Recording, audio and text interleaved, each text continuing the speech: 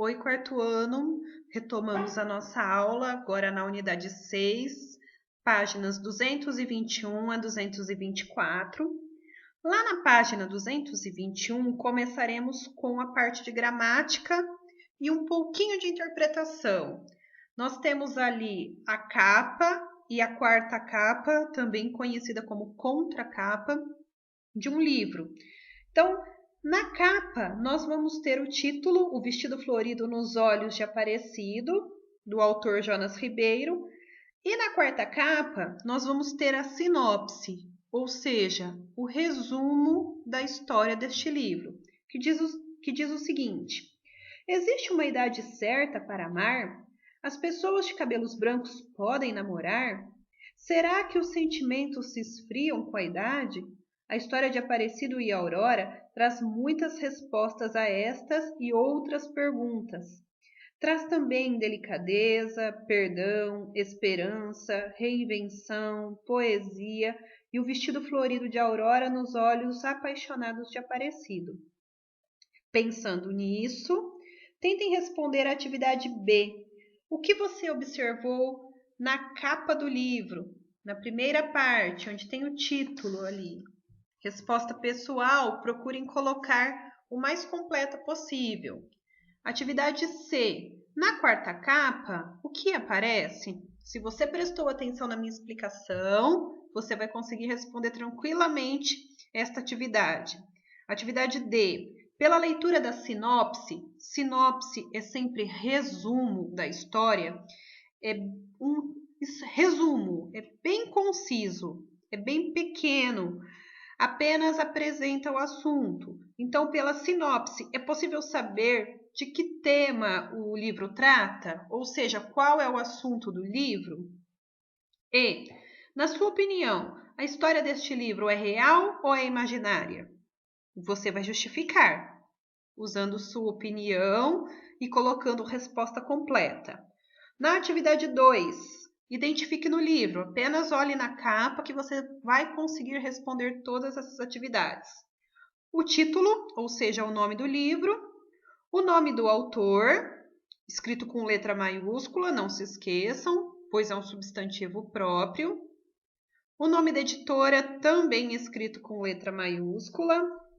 E o nome do ilustrador, também com letra maiúscula. Não se esqueçam que são adjetivos próprios, substantivos próprios, desculpe. Regras da língua.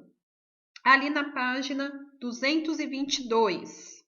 Então, nós vamos retomar um pouquinho o que é substantivo. Sempre que eu pensar na palavra substantivo, a primeira palavra que deve vir à minha cabeça é nome. Os substantivos servem para nomear. Nomear pessoas, lugares, sentimentos, objetos, animais, enfim. Para indicar os nomes dos elementos que compõem a capa do livro, foram utilizados substantivos. Todas as palavras que utilizamos para indicar nomes são classificadas como substantivos.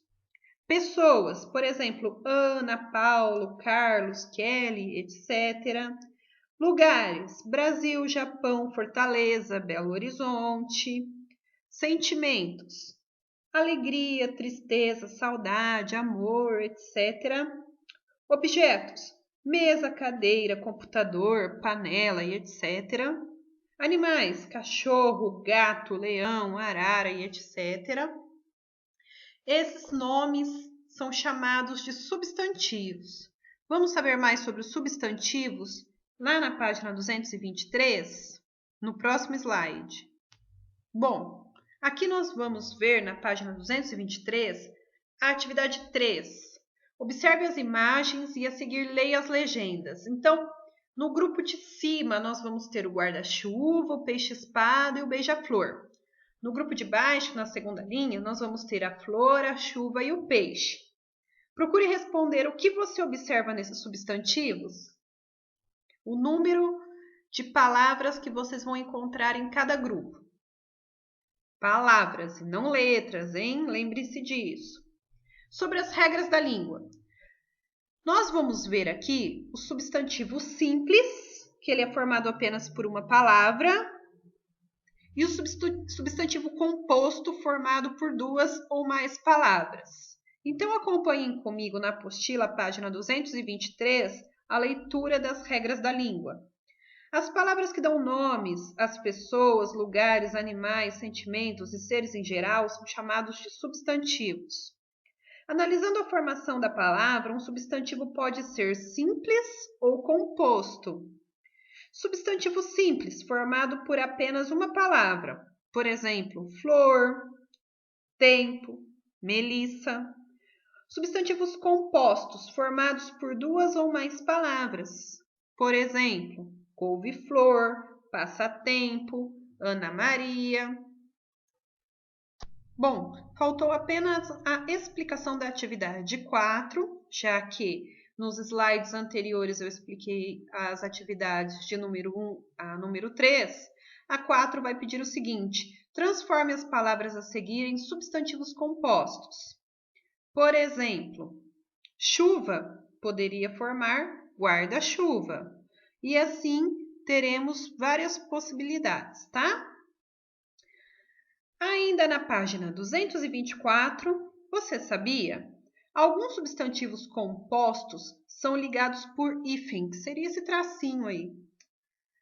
Sinal que pode ser empregado dentre outros casos, em nomes compostos, por exemplo, Maria Mole, couve-flor, amor perfeito. Pode ser usado também para separar sílabas nas palavras linguagem, pátria, ovelha, por exemplo. Alguns substantivos compostos não são ligados por hífen, como é o caso de passatempo, por exemplo, passa mais tempo, fotonovela. E alguns substantivos são necessários ajustes ao juntar as duas palavras, como em planalto, que vem das palavras plano mais alto, e vinagre, que vem das palavras vinho mais acre.